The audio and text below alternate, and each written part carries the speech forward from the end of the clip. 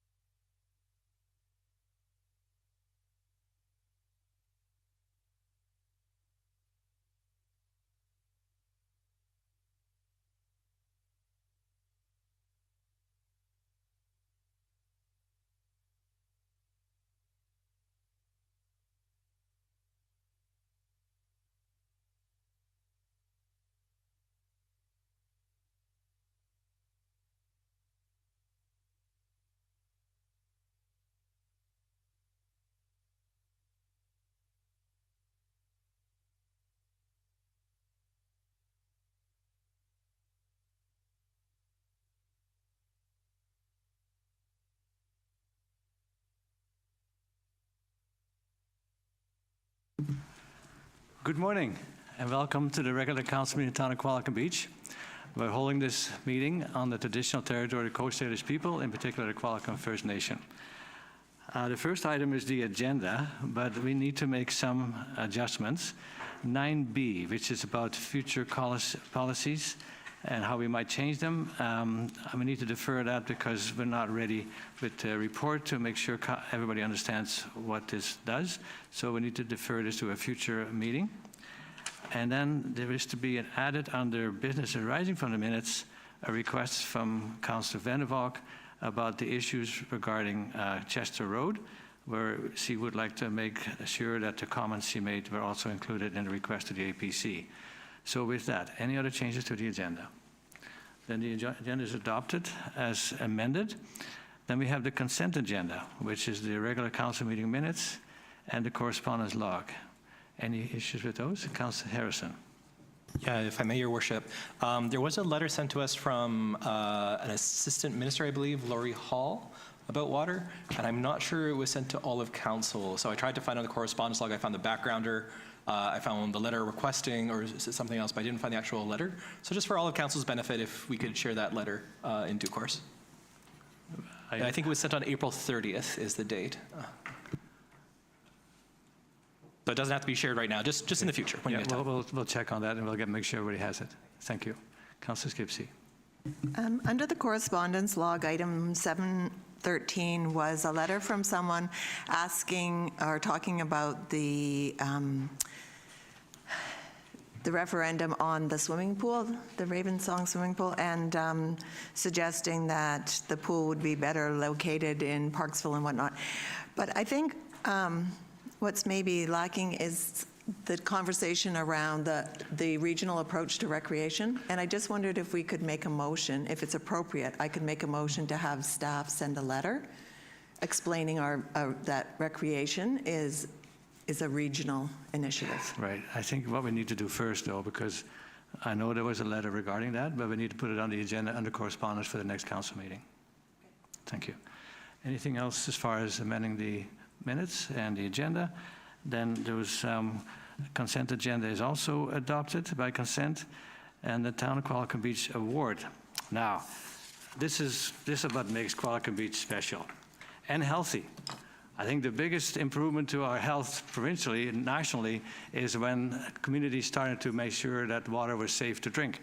So I'm going to read out some of the press release that we sent out regarding that, and then I have a presentation. Town of Qualicum Beach is proud to announce that its tap water has been named the best of the best in BC Yukon Tap Water Test, a friendly competition hosted by the BC Water and Waste Haulers Waste Association during its annual conference. Invited water providers from across BC and the Yukon to compete. Samples were evaluated by appearance, aroma, taste, mouthfeel, aftertaste, and overall impression, with the goal of raising awareness about the importance of water systems in protecting public health and the environment. The winning sample, drawn from a regular residential faucet, was entered by the town's manager of operations, Chris Stanger, who thought, why not, to enter the sample. Although confident of the water quality and was not prepared for the high praise from the judges. The town not only won its population category, but also achieved the highest score of all categories, outperforming cities with populations over 100,000, which have usually much more sophisticated system. The town is fortunate to draw its water from two aquifers, the River Wellfield and the Berwick Wellfield. The primary supply comes from the River Wellfield, with the Berwick Wellfield resting over the winter season and then supplying additional water during peak summer times. So I'm going to present this to our manager. Guess you can't hide. I'm going to ask you to come forward, and because water is a critical part of our quality of life, I'm going to invite council to stand with me in front of the dais and take this picture. Staff works very hard to make sure our water is safe.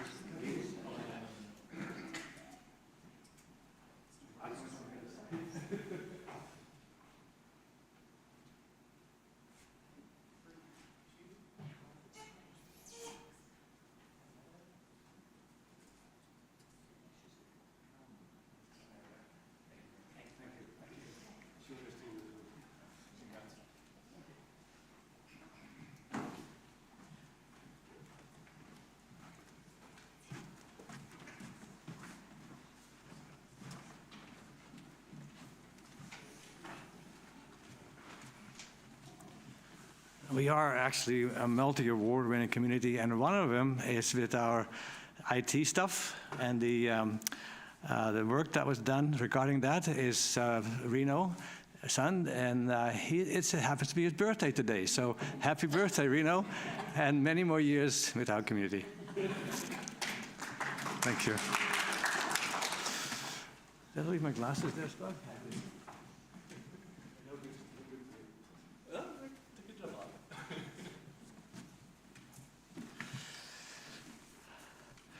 So under business arising from the minutes, we have this request from Councillor Vander. Councillor Vander. Sorry, just on the previous point, Your Worship, there was one thing I just wanted to add. Just so that we could send a letter of congratulations to the previous engineer, Bob Weir, to let him know about this, and just, it's his efforts really over the decades that led to where we are today. So I just thought it'd be a nice effort. Yeah. Thank you very much. Thank you very much, Your Worship. Ms. Councillor Vander. Thank you. In relation to the minutes, I had discussed additional items for the APC to consider, and I would like to formalize that with a resolution. That resolution being that Council requests that the Advisory Planning Commission, APC, provide comment on the following items in relation to the zoning amendment application for 324 Chester Road. 1, the pickleball court, picnic area, and play area included in the proposed development application in consideration of proximity of the ravine and noise concerns. 2, the size of the roof and associated height. 3, the proposed buildings in relationship to the neighboring house, both in elevation and in plan. And 4, a heat pump, if included, in the rear of the development in relation to potential noise impacts for the neighbors. Thank you. So that's your motion, seconded by Councillor Skipsey. Discussion. Councillor Harrison. I do think the first one, pickleball courts, we've all read stories of busy pickleball courts getting a lot of attention when they're in a residential area. I'm not so sure about the fourth one. Modern heat pumps are much quieter than the older ones. Yeah, I'm just not sure about 2 and 3, because if I was if I was understanding, sorry, it's been the previous meeting, and I sort of given this at the start of the meeting, so I haven't referred to the previous council's agenda, but was the proposal in accordance with the zoning regulations for height of the buildings, Mr. Sales? I'm just curious if it's within the zoning, the appropriate height for the zone. Thanks. Yes, thank you. Through the chair to Councillor Harrison, the height complies with the zoning bylaw. And this will just be for their comments. It'll come back to us once they've had the meeting, including these. Any further discussion on that? Councillor Skipsey? Yeah, just my recollection is that the height, though there was a setback from the property line, and I'm not sure, I guess that still complies, but Can we not get into the details right now? We're asking them to consider it, and then they'll come back with the report to us. All right? So any further discussion? Councillor Harrison. Yeah, I think I'll still vote for this for the first one, because I do think the pickleball court, it's good to get some feedback on that. I just think the other three, though, I'm not sure I agree with the other three, but one of them is important, so why not? Thank you. Further discussion? Ready for the question? Councillor Skipsey, Councillor Young?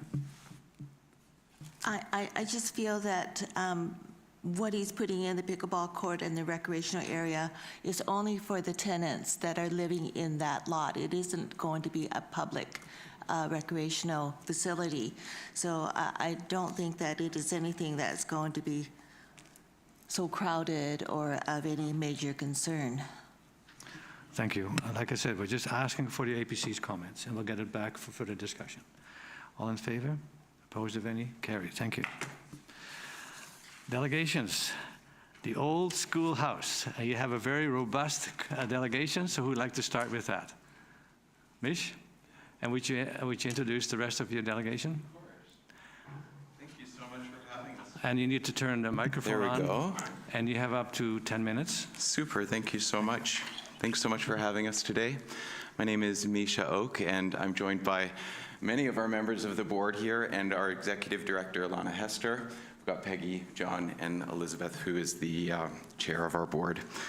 So thank you so much for meeting with us today. The Old Schoolhouse Arts Center, Tosh, it's more than a gallery. Like most arts organizations, we face challenges. But through strategic cuts, streamlined operations, and countless unpaid hours, we've persevered. Today we ask you to join us to invest in a vibrant, thriving future for Tosh and for the creative heart of Qualicum Beach. Over 135,000 people connected with Tosh in 2024, both virtually and in person.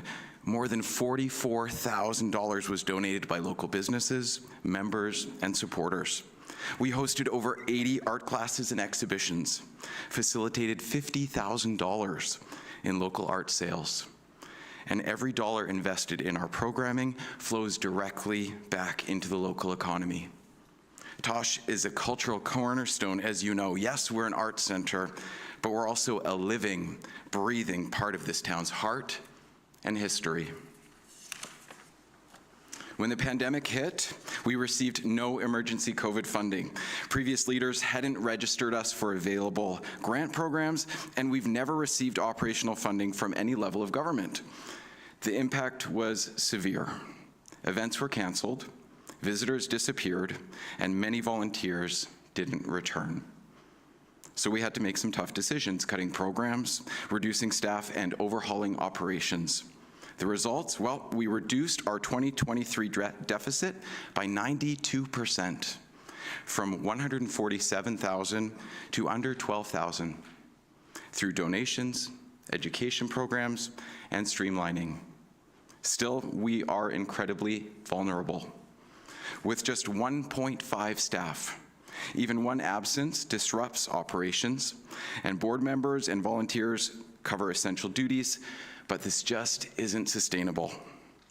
Inflation has significantly driven our costs higher, and we've exhausted our cost-saving options. As you know, arts organizations across Canada are struggling. Audiences haven't returned, costs are up 41%, and public funding continues to shrink. So we know that our old model no longer works, and without new investment, we risk losing progress. And 2025 could be a turning point, not for the better. We've done the cost cutting and reorganization, and we continue to develop a more sustainable funding model, which you'll hear about during our fee-for-service request. To help stabilize operations and safeguard progress, we are requesting an interim investment of $29,000 for the remainder of this year. This funding will support 2 essential contractor roles. First, to sustain education, exhibitions, and community events. And second, to ensure reliable front desk and visitor services. This investment would help prevent disruptions caused by staffing limitations, particularly during the high-traffic summer seasons, and enable leadership to concentrate on strategy, funding, and organizational growth. As you can see there in yellow, Tosh received just $700 in 2023 municipal funding, compared to $142,000 for the Comox Valley Art Gallery and $123,000 for the Qualicum Museum. While we actively seek federal grants, over 95% of these funds are restricted to specific projects. So this lack of operating funds from any level puts us at a disadvantage. Communities like Revelstoke, North Okanagan, and Salmon Arm all fund their cultural assets and recognize the economic and cultural value of their arts organizations, while Tosh, serving 15,000 in-person visitors annually, currently receives no comparable funding. We are grateful for a reduced rental rate. We are also responsible for capital expenses up to $5,000 a year on a historic 114-year-old building. I'm so happy to say that our community stands with us. Last year, our fundraising committee raised over $44,000. Over 60 volunteers contributed hundreds of hours in their skills. Our board and advisors guided us with time and expertise. We were just voted Oceanside's favorite art gallery by PQB News readers. It's clear our community values Tosh. By making this investment today, you're not just supporting an art center, you're investing in a cultural anchor that draws visitors, supports the local economy, and shapes the vibrant atmosphere that defines our special town. Thank you so much for your time today, and as a team, we'd be pleased to answer any of your questions. Thank you. Thank you, Mish. Any questions to the delegation? Councillor, yeah. I'm curious, do you receive any grants from the BC Arts Council? Thank you for asking. Hi, everyone. We do receive BC Arts Council grants in programmatic grants. So programmatic grants are less than 5% put into operating. At the moment, we have just received one to supplement our Queerpreneur grant. So it's a traveling grant that actually supports regional artists. We don't receive operating funds from BC Arts Council. They did not open their 2024 intake for operating, and there is no news whether the 2026 operating from the provincial government is going to go through for arts organizations at the moment. Any other questions from council? Well, thank you. We don't respond usually, well, we don't respond at all after delegation. We need to consult with our financial department and staff to make sure how we can do this appropriately. But thank you for the well-presented information that you did today, and I agree.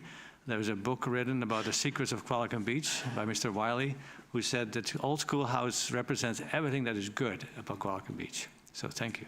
Thank you so much. Thank you, everyone. Thank you. Next item is the audit financial auditor, Michael Rogue, who will be on Zoom. So I'm not sure who's going to line that. There we go. Michaela Rogue is going to speak to us, and her presentation starts basically on page 55 until, I think, 72. So we can read along with her presentation and then have questions after. Ms. Varela. Your Worship, just a reminder for the benefit of council and the public that there is a time lag for the delegation over Zoom. So if we just slow down and give those pauses between comments, that will be helpful. Thank you, Your Worship. Yeah, we'll go through the entire presentation. Hold your questions until after we're complete. Ms. Rowe, can you hear us?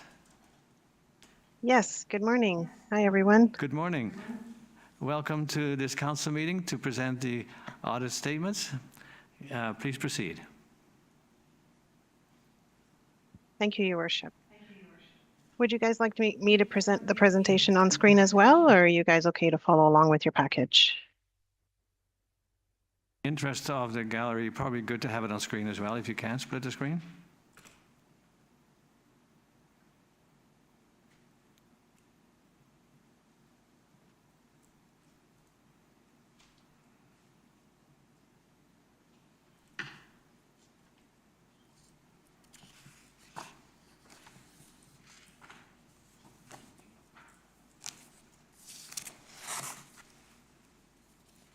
Someone can allow the sharing option. That would be great. Thank you very much.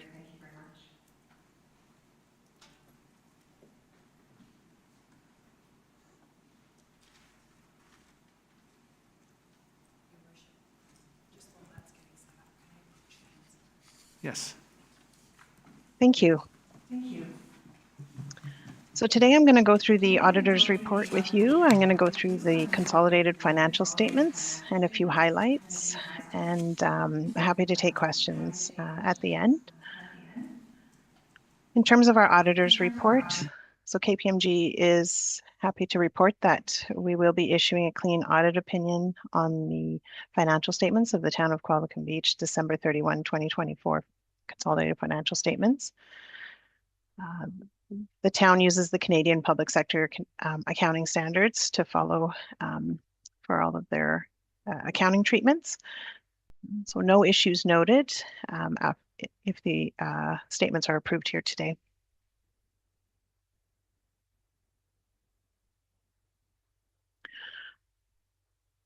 Maybe just before we start with the numbers, I do want to say a huge thank you to the finance team, to Raj and Janelle. You guys are a pleasure to work with. You always have your audit and accounting hats on, so we really appreciate how transparent you are and always making sure that we have the information we need to be able to provide our opinion. So a really big thank you to your team for allowing us to complete our audit and get all the information we need. So I'm going to dive into the financial assets of the town of Qualicum Beach. Again, we're looking at December 31st, 2024. So first, I'll start with cash and cash equivalents. 28.1 million is the balance of all the accounts at fiscal year end compared to 29.3. This year, there was a lot of capital purchases as well. Debt was reduced by about $1 million that we'll see here shortly. So there was a little bit of a drop in cash and cash equivalents. Accounts receivable, 4.6 million. These are balances waiting to be collected by the town right after December 31st. Those balances and cash will come into the accounts, but they were the assets of the town of Qualicum Beach at year end. This is comprised of federal government grants as well as provincial grants, about 2.5 million in total from grants that were waiting to be collected. And the town also has the Municipal Finance Authority Debt Reserve Fund, so a little bit of funds sitting with the MFA as a reserve, 57,000 compared to 55,000 in the previous year. Total financial assets, 32.8 million, very similar to the previous year. So on the flip side, the financial liabilities is everything that the town of Qualicum Beach either owed or was waiting to record into revenue as time goes on and projects expended. Accounts payable, 2.4 million. This is all invoices and bills waiting to be paid. It also includes holdbacks and anything that was owed right at December 31st. The next line is accrued employee benefits. These are all amounts that are owed to the staff, 808,000. which includes wages payable, vacation, and any benefits that are owed to the staff. Deferred revenue, 6.5 million compared to 6.1 million. These are funds that have been received and waiting to be spent or recorded into revenue. Development cost charges of 3.2 million are included in that, as well as prepaid taxes of 1.6 million and grants that are waiting for projects to be completed. There's performance bonds and deposits that the town holds, 942,000 compared to $1 million in the previous year. These are things like security deposits, development permits, landscaping covenants held set aside as security. Long-term debt, 2.6 million compared to 3.6 million, so $1 million of debt was repaid in the year, and the 2.6 million is for the fire hall and a couple fire trucks that were purchased with debt. And the last liability is the asset retirement obligation, 307,000. This is an estimate that management has made on any potential hazardous material cleanup, funds to be expended once the asset gets retired. This was a requirement of the standards last year, so no change on that estimate this year.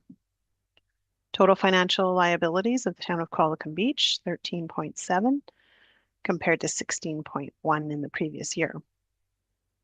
So this last line here is the net financial assets. That's if you take all of the financial assets and pay off all of these financial liabilities, pay off all the debt, employees and bills, and give back all the deferred revenue. The residual is just over 19 million for the future of the town that's being accumulated. Town also has non-financial assets, so these are assets that are harder to convert to cash. Of course, your physical buildings and everything that is owned by the town of Qualicum Beach physically, 139.7 million compared to 134.1. So this year, as mentioned, there was a significant amount of capital purchased as well. 9.5 million was added to the capital asset listing this year. Lots of projects, lots of land improvements, and equipment were purchased.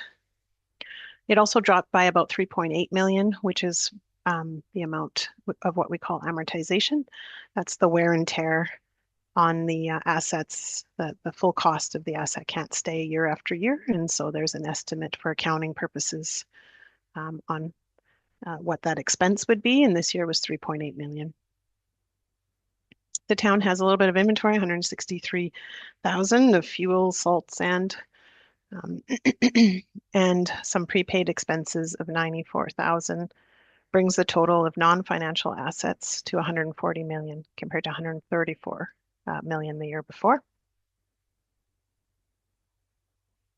So in terms of operations for the year, for all of fiscal 2024 is in the middle column here. Revenues came in at 29.3 million compared to 28.9 in the previous year. Expenses came in at 21.4 and the previous year was 19.6 million in expenses. And we'll go through these in a little bit more detail here shortly. So when you take the revenue less the expenses, the town of Qualicum Beach incurred an annual surplus this year of 7.9 million compared to 9.2 million in the previous year. That 7.9 million gets added to what we call accumulated surplus. This is all surpluses and deficits incurred by the town of Qualicum Beach since its inception. So for accounting purposes, we track that. With the 7.9 million this year, there is accumulated surpluses at the end of December 31, 2024 of 159.1 million. And I'll go through that shortly as well, what makes up those surpluses. So that 7.9 million also gets added to the net financial assets. And so that's that 19 million that I had mentioned on the slides previously. So in terms of some highlights, we mapped out the revenue here on a pie chart. So 50% for fiscal 2024, 50% was made up of the net taxation, 14.6 million, compared to 13.4 million in the previous year. Government grants this year came in at 4.6 million, last year 7.3 million. So a reminder that there was a Growing Communities grant last year of 3.3 million that was received, which took a bigger piece of the pie last year. And then sales of services is the other area of 3.9 million compared to 4.1 million in the previous year.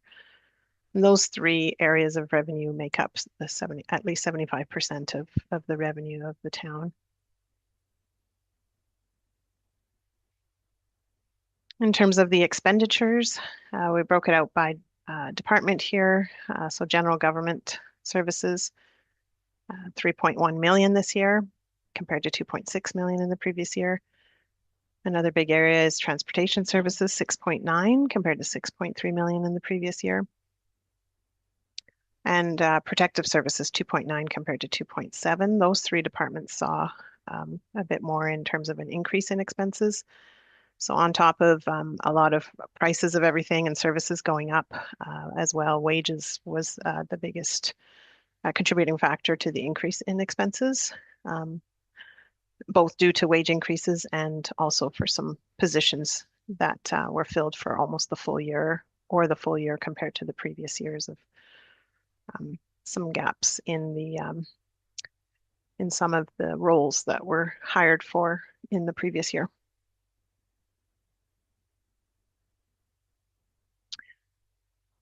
In terms of physical assets that we had talked about, 139 million is broken out by these multiple buckets.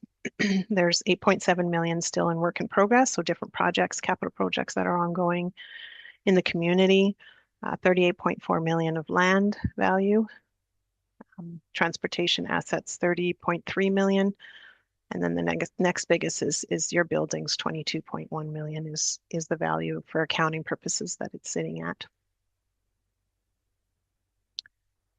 And I had talked about those accumulated surpluses. So since inception of the town of Qualicum Beach, the accountants track all surpluses and deficits over its life, and the 159.1 million is made up of multiple buckets here. So a big piece of that is the value that you have in your physical assets. So the cash has been spent, and you just have the beautiful asset that's left. 136.7 of that 159 is cash already out the door, but it's sitting in the value of your physical assets that you have for your town.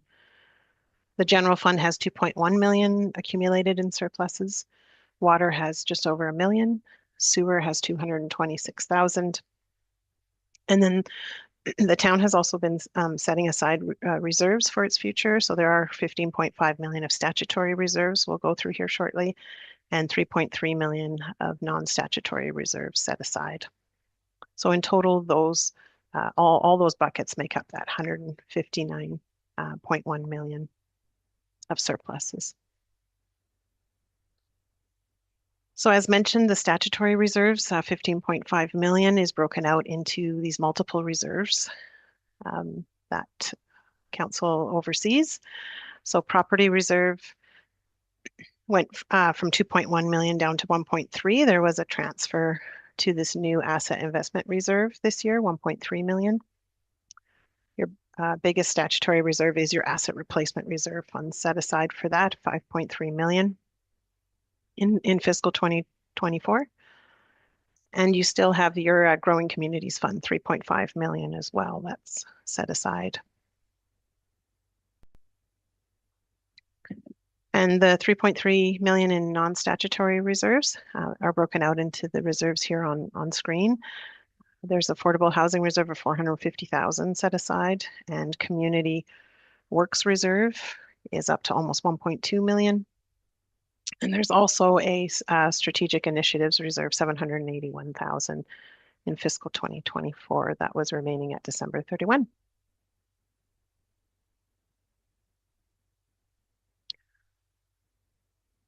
So I'll pause there for questions. Thank you. Thank you, Mr. Rogue. Any questions to our auditor? Now, council has seen this before, so it's not a surprise, but we're very pleased with the report, and it looks like we're in good shape. Mr. Hare, any thoughts on that? Comments? Your Worship, excuse me. Your Worship, I'd also like to thank KPMG for their thorough review of our statements, and also I'd like to thank our team for participating and providing the information to us that we need to provide the auditors. Thank you. Thank you. So apart from the water, we are in good health, financially speaking. Thank you, Mr. Rogue. Very detailed, very good presentation.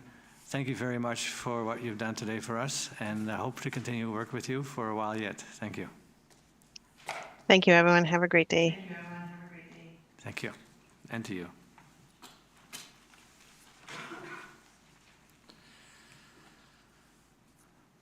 Then there's a staff recommendation to approve the audited financial statements. Can I have a motion to that effect? Councillor Skipsey, Councillor Young, discussion. All in favor? Opposed, if any? Carried. Thank you. Correspondence. There's a letter there from the RDN regarding sewer service amendment. I would support that that request. So can I have a motion to effect? Councillor Skipsey, Councillor Harrison, discussion. All in favor? Opposed? Carried. Thank you. And then we have the Town of Qualicum Beach Freedom of Information Bylaw. Mr. Varela, any further comments on that before adoption? Or, sorry? No? You're okay? Okay, because I thought also there's some action there. I thought, did I miss something? Okay, so could I have a motion for adoption? Councillor Vander, Councillor Skipsey, discussion? All in favor? Opposed? Any? Carried. And then first, second, and third reading for the Town of Qualicum Beach Advisory Planning Commission Bylaw. Can I ask Ms. Sales to introduce this, please? Yes, thank you, Mayor Westbrook. The amendment under consideration by Council today would amend the terms of reference that establishes the Advisory Planning Commission. So the Advisory Planning Commission currently has a requirement that members may serve 2 consecutive terms, after which they need to step away from the Commission for a minimum of 1 year before applying for a new term. So in many cases in the past, this hasn't been an issue because when the town solicits new applicants, there are new applicants with the sort of skill set that we would be looking for in the Advisory Planning Commission. In a recent round of recruitment, that wasn't the case. So the town's in a situation where if the 2 current members that have served their 2 terms are forced to step away, the town would lose valuable expertise in design and architecture. So this is being brought forward for council consideration as to whether we want to maintain that limit of 2 terms, or in cases where recruitment hasn't yielded the skills council is looking for, then council could consider reappointing for more than 2 terms. Thank you. Thank you. Any questions, comments about that? Can I have a motion to that effect? Councillor Skipsey, Councillor Vander. Can we do all 3 at once, Ms. Svensson, or will we go each one separately? Okay. Well, I support it because we don't have term limits for members of council, so I think we should be consistent with the APC. So, discussion. All in favor? Opposed of any? Carried. Thank you. Then first, second, and third reading for the downtown development cost charges reduction. Mr. Sales. Thank you, Mayor Westbrook. This was an item that was brought forward during council's strategic planning process last year, and the request was made because there was an amendment or a DCC reduction bylaw adopted in 2013 that establishes reductions for development activity within the village neighborhood. And at the time that the reduction bylaw was put into place, there was an economic analysis showing that development activity was being limited in part because of the DCCs in that area. And the request from the development community was that council reconsider the DCCs within the village neighborhood, only the village neighborhood. So council requested that this be brought forward for consideration. The discussion during strategic planning was that perhaps developments in the village neighborhood no longer require the incentive of a DCC reduction in the same way that they have in the past. So that is up to council's discretion. A few notes. So when we reviewed the bylaw, there's a few elements in there that that reduce the DCCs for certain types of developments, and I just want to highlight some of the changes. So one of the reductions was that the residential portion of development cost charges could be reduced by a sliding scale between 30 and 70% as an incentive for building additional residential capacity. So depending on how dense the development was, in some cases it was reduced by 30%, in some cases up to 70%. There was also a DCC reduction bylaw for green building incentives, and at the time that the bylaw was adopted, LEED was the standard that was commonly employed in municipalities. That's no longer the case. The LEED standard still exists, but it has been replaced in most jurisdictions with a reliance on the BC Energy Step Code. And Council has already made a decision to advance rather quickly towards the highest level of the Step Code, so staff don't recommend maintaining that reduction. There's a minor wording change in the DCC reduction bylaw that's proposed before you today, because last year when we updated the zoning bylaw, the same terms, garden suite, secondary suite, and carriage house are no longer used in the same way. So we're clarifying that through a housekeeping amendment. And I would also note that there is an additional reduction in the bylaw that was specific to the commercial component of mixed-use developments. So this would apply in a case where a development proposal comes forward, it has commercial perhaps on the ground floor, and the residential is above that commercial component. So I think Council is likely aware that developers often want to develop the residential portion, and the commercial portion has, at least in the last decade, has been less viable for them, and the commercial has been provided often cases for the benefit of a vibrant street and for livability and for the overall vision of our commercial core that is envisioned in the OCP. So in the current draft of the DCC reduction bylaw, that provision still exists. So if developments are moving forward and they include a residential component, then the DCC for commercial would still be potentially available for a reduction. That is up for Council consideration, but staff's recommendation is to maintain that portion of the DCC reduction bylaw. If there are any questions, I'd be pleased to take them. Thank you. Questions? Councillor Skipsey, Councillor Harrison. Okay. Thank you. I just wondered if staff could give us an idea of what that density would look like, the 80 dwelling units per hectare. Would that take, I guess it depends on the size of the property, but 3 stories or 4 stories, or is it like more than 50% site coverage? I just wondered what that kind of density looks like. Thank you, Mayor Westbrook. It's a good question, and having a specific example is very useful. So the development that's under construction right now at the end of 2nd Avenue, if you're familiar, if you go up 2nd Avenue, it's on the left-hand side, that has 5 residential dwelling units in it. And so commercial on the ground floor, 5 residential units above in a 3-story format. That would be over 80 units per hectare, just over 80. So that gives you an idea of the overall density. That's sort of like the lower end. So you can do it within a 3-story format fairly comfortably. Thank you. Councillor Harrison. Yeah, so I do agree with one thing in this, which is getting rid of the deduction for LEED standard. There's actually been some research over the past few years that at certain LEED standards, you actually end up with more greenhouse gas emissions for your building than less for some larger buildings, which is really counterintuitive. So using the step code as a different standard is actually, it's a better standard than LEEDs, bluntly speaking. But I think there's also multiple levels of LEEDs, and it gets, then you should really have an expert talking. But the reason I'm going to vote against this is that we haven't done any economic analysis on this. There are still significant portions of our downtown core that need to be redeveloped. There are some buildings that are very long in the tooth. And if we've done an economic analysis and we find that these incentives are no longer required, great. But when this was first passed, we did an economic analysis, right? So I think this loops into me that we should be doing this in conjunction with a DCC review altogether, not just doing it as a one-off. because I do think that when you look at the long-term vision for the town, there is additional density in our downtown core, which is been in our OCP for decades now, I think, at least since the previous OCP. And this might actually shoot that in the foot. And because we haven't done the economic analysis, we don't know if we are making a mistake or not. Thank you, Councillor Harrison. Discussion? Councillor Young. I'd also like to see an analysis of this, just because a reduction in DCCs, then we're needing the funding for like medical clinic support. We just heard from our 35-year-old art gallery that it needs support. So I'm in favor of not reducing any DCCs unless it is like extremely not profitable for developers to build. In favor of the change in the bylaw?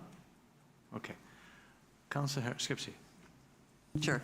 Well, I just wanted to mention that this was actually something I ran on in 2014, so it's been around for a long time. We went down the road of a DCC review committee, and then we decided, no, we should wait until the OCP was done. So then the OCP happened, and then we had a change in council, and here we are today. So I would really like to see this done. I think that any amount of density puts pressure on our infrastructure and our need for more parkland and other items. So personally, I would have probably struck item 3 there as well, the commercial, but hearing staff's explanation, I think I can live with it for now. And so I would like to move the readings. And if you want to take them one at a time, I'll move first reading. I think in this case, we should do one reading at a time. Yeah. So for first reading, another seconder? Councillor Vander. Discussion. Councillor Harrison. So there's one document I really appreciated, which was a 2005 study for the regional municipality of Halifax. Halifax is actually about the size of the RDN. If you actually look at it on a map for their boundary, they include a huge amount of rural area. And what they did is they looked at about 7 different housing typologies and calculated the cost for every municipal service per household based on those housing typologies. And you can actually see the cost. Now it's 2005 cost, so obviously the numbers are going to be very different today. But for me, the big thing is the ratio. And when you say it adds additional demand for our services, single family homes, we had the RDN presentation about a year and a half ago on water use, about 40% is your lawn and your garden. Well, if you have an apartment that's shared space, it's going to be divided among a lot more households, so you use a lot less water per capita. The Environmental Protection Agency and the state of Oregon both did calculations looking at land use and a bunch of other things. About half the pollution on average for life cycle greenhouse gas emissions for an apartment versus a single family home. So it does add more, to be fair. Where you add more morning people, there's more use for services, but is much more efficient on a per capita basis. And so that's just why I just think this is something where it's very, very technical, and I understand you can run on something, but just because you're running on something doesn't mean we're doing it the best way possible. And I think the right way to do this is with an economic analysis. Although I do understand if folks want to get rid of it altogether, that's fine, that's their choice. I just disagree with that. Thank you. Further comments? Ms. Varela. Your Worship, could I just direct to staff to confirm that this was actually out of Council's strategic planning initiative? I believe the direction has been provided to staff for this, so I just wanted to confirm that this was from the strategic planning process this year. That's correct. And for a little bit of context, when it came up during strategic planning, Council asked whether it could be accommodated within the 2025 year or 2025 work plan. And because there are quite a number of other initiatives underway, staff indicated that it would only be possible if it could be advanced in an efficient manner. You know, so staff wouldn't have the capacity to do the background work, you know, in terms of like an economic analysis. So if an economic analysis were considered to be a prerequisite for the work, then it would have to be advanced to a future year. If Council does wish to advance it, the reason staff recommend multiple readings, once again, is for efficiency. You know, every time it gets repeated on an agenda, it's more reports to write, more reports to review. So it actually has a significant impact on staff whether readings are done in multiple readings in one meeting or spread out over the course of 3 or 4 months. Thank you. Thank you. Any further comments? Councillor Vander. I'm just a little bit uncomfortable with the point number 300%. Page 50, or 98, rather. So that's the one point that would be remaining, or one of two that are remaining, sorry. Is there a reason why you want to keep it at 100%, or think that that's, pardon me? Mr. Sales. Thank you, Mayor Westbrook.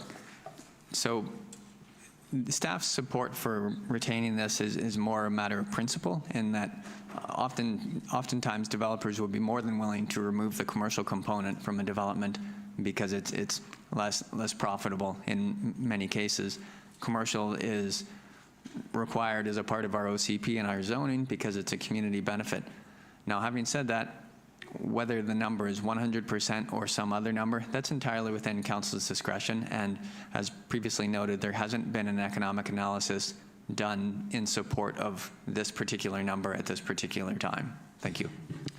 Thank you. And when it talks about eligible housing, I know we've waived all DCCs from a project like Kiwanis Housing. What does eligible housing mean? Thank you, Mayor Westbrook. So eligible housing would include a development such as Kiwanis, so that's not-for-profit housing, including supportive living housing. For-profit rental housing can be eligible, but only if there's an agreement that has been endorsed by council that requires those units to be at a lower rate. So that's not actually a circumstance we've really encountered, but it does exist as a possibility. And then there is a reduction for those types of housing. So secondary suites as defined in the BC Building Code would be exempt. That's included in the eligible housing. So that would be amended just for housekeeping, but maintained. Thank you. Thank you. Councillor Skipsey. Okay, I just had a question. Just wanted to confirm that if there was a project coming forward that council deemed to be a real asset to the community, and we wanted to exempt DCCs on an individual basis, could we do that? I just want to make sure this doesn't preclude us waiving DCCs in future. Mr. Sales. Thank you, Mayor Westbrook. The question has come up before, and I haven't discussed with legal counsel recently, but I know when this was developed, council's intention was they would have preferred to do it case by case. However, that does create issues with regard to assistance to business, because you would essentially be supporting one particular developer and proposal and not the next. And so there's a fairness and equity issue there. So this approach, a DCC reduction bylaw, is the safest approach. Thank you. Thank you. I have a question about the $50,000. When I first saw this, well, probably 25 years ago, I thought, well, that was quite a significant renovation.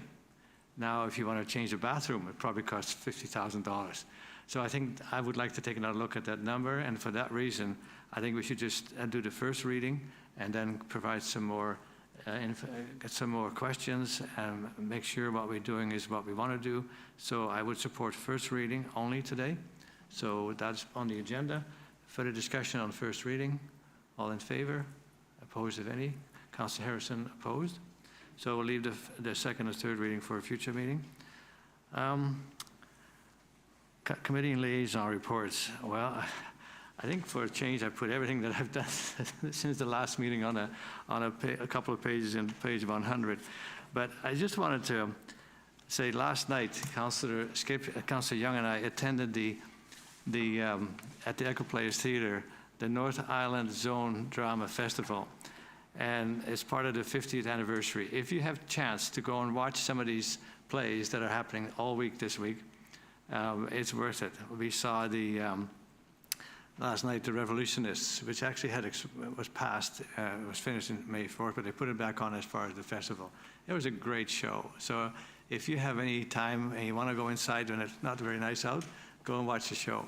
The other thing I'd like to ask Council is to send a letter of congratulations to our Member of Parliament, Gord Johns, and that we would look forward to continue working with our MP on major capital projects in particular, which he is looking for to see what projects we could consider. And I think from a local perspective, and obviously there are others, and we should arrange for a meeting as a council, a town, with our Member of Parliament to talk about our strategic plan, talk about what's most needed. But I think to start off with, I think it'd be fair to say we would love his support for a roundabout at Village Way and the Island Highway, and the other one, which is a big one, and that is the patient tower in Nanaimo Hospital. I think we're looking at close to $2 billion. And under the present procedure, we would pay as a local area residents for all of Nanaimo Regional District 40% of that. That's a big bullet, but we want it, we need it. If you go into the hospital, you know that there are people in hallways, and it was built about 60 years ago. It needs to be replaced. Our Premier made a commitment during the campaign that is on the list. I saw some Hansard reports from opposition members questioning the Minister of Infrastructure and Health about this project. So it's on their radar. And having the benefit of the Minister of Health on Vancouver Island, which would be a huge advantage for us, that somebody who knows what's going on there and would be in strong support of this hospital, which serves more than just the Nanaimo Regional District. It serves basically Malahat North. So I didn't want to get into the debate so much about that, but if Council agrees that we should send a letter of congratulations to Mr. Gord Johns on his re-election as Member of Parliament, and mention perhaps those two items, and invite him to a Council meeting, if there is a possibility that he would come to an open Council meeting or a closed Council meeting if there's other projects we need to consider in that format. That would be a good thing, so I move that we send a letter, question letter to our MP, Gord Johns. Second, Councillor Skipsey. Discussion? All in favour? Opposed of any? Carried. Thank you. Public safety, Councillor Harrison. Thank you very much, Your Worship. And I will say, too, the amount of money we're getting as a riding was a very prominent theme in the election for Mr. John. So it would be good to follow up. When I did calculations pre-pandemic, the funding we get from what's called the Investing in Canada program, which is the overarching umbrella for all infrastructure funding, we're doing much better than the previous MP. That is absolutely true. But we're still not quite up at our per capita allotment. So it'd be great to work with them to make sure we're getting our fair share. There's a few things I wanted to follow up with. One is just more of a question to staff. So I sat down with Jack Wilson, who is a former councillor, and a few months ago we had a delegation about nuisances in the public. And there's another citizen who has an issue with LED lights and their neighbor, which I don't want to get into too much detail because I don't want to pick on one person. But I'm just wondering, just through the chair to staff, I'm of two minds. On the one hand, if we start addressing in our bylaw how to address specific instances, that would then be effective, and our bylaw officer can say, okay, you can't do this anymore, you have to change something. But then we start having a bylaw for nuisances, which is 30, 40 pages long, and I don't think that's a great way to operate. So I'm not sure how we empower our bylaw officer while at the same time giving him a backing, so we can actually go to their neighbors and say, look, this is clearly not okay. We'd really like you to do this. So I'm not saying anything has to be done. I'm just wondering what the best way to approach it. Maybe in the future, if staff want to send me an email to say, we've thought about it and this is probably the best approach. Because I'm mindful of the fact we don't want a 50-page nuisance bylaw, but we also want to have real issues that are unfair addressed. So I don't know the way to do that. Thank you. So just for future. Yeah, no, we had a delegation, and we typically respond to delegation at a future council meeting. That's a fair question. So perhaps I could ask staff to report back on the request from the delegation at our next council meeting. Thank you. Yeah, and just maybe even like a verbal update too, because I know staff have a very full dance card in the summer. You don't have a lot of spare time for a bylaw review, so I'm not suggesting that. But we also now have a second bylaw enforcement officer, so yeah, maybe timing.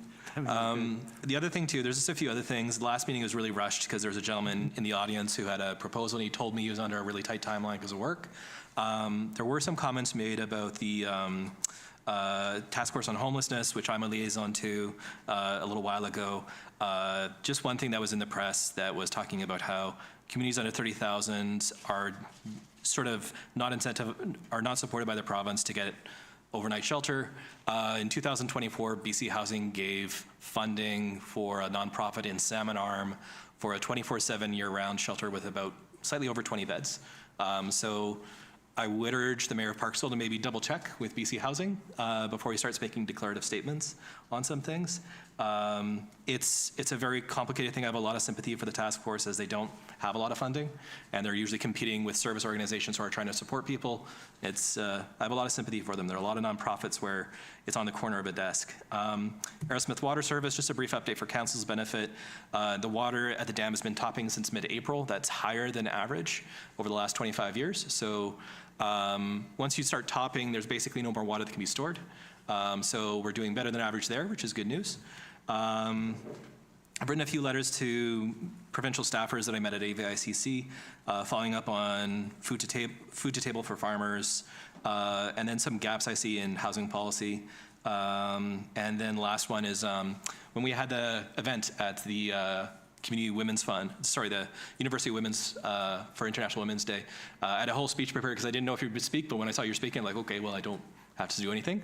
But there's new data coming out about how generally in every generation, women are a little bit more liberal and men are a little bit more conservative. For youth today, it's gone from a 5-point gap to a 30-plus point gap in how people vote. So it's a huge gap with young people, and we're not sure why, but just something we might want to, like, for the Ministry of Health to start thinking about, if you start having long-term impacts of isolation and people maybe not living lives they could otherwise, could it be impactful?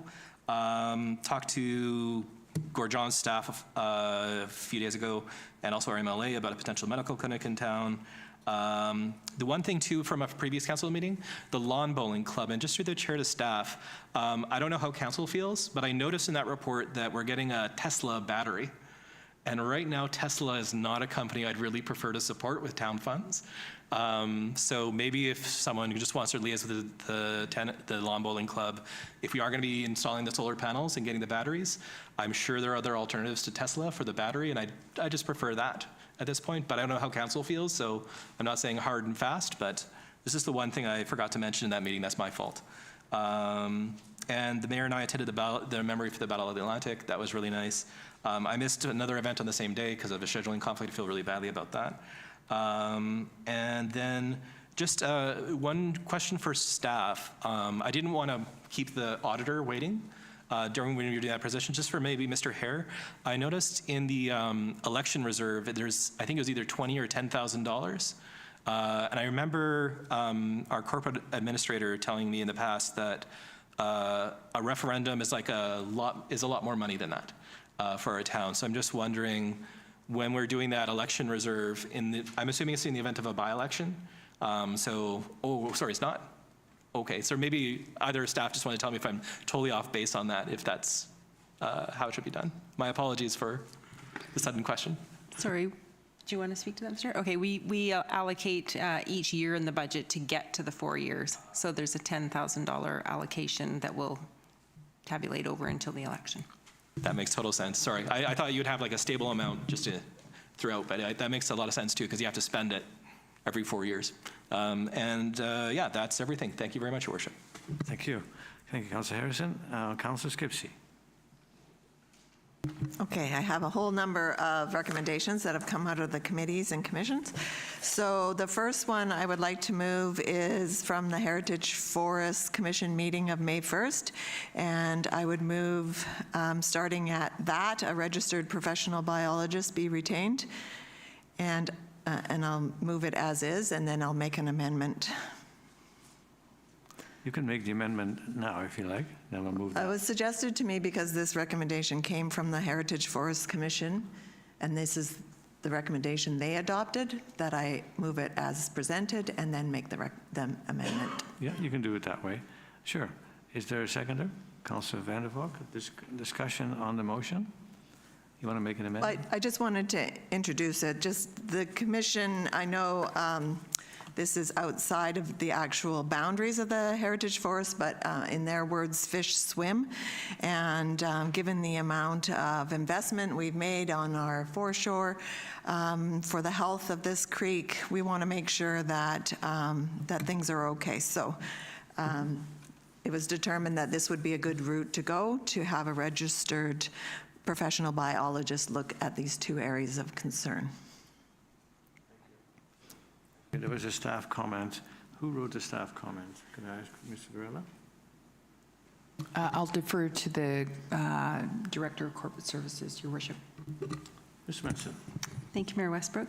Yes, we just wanted to clarify that the initiative, the Heritage Forest Commission had recommended it be funded out of the operating budget, and that is the amendment that Councillor Skipsey will be speaking to. The recommendation, speaking through Director of Finance, is that the initiative will be funded from the Strategic Initiatives Reserve. Thank you. Councillor Skipsey. Yeah, so I would like to amend the motion by striking operating budget and replacing it with Strategic Initiatives Reserve. Thank you. So on the amendment, is there a seconder? Councillor Vander. Discussion on the amendment. Councillor Harrison. I do think that this is not a bad idea, but I'm just going to flag that I do have a concern about mission creep here. The Heritage Forest Commission basically commenting on the operations of Memorial Golf Course.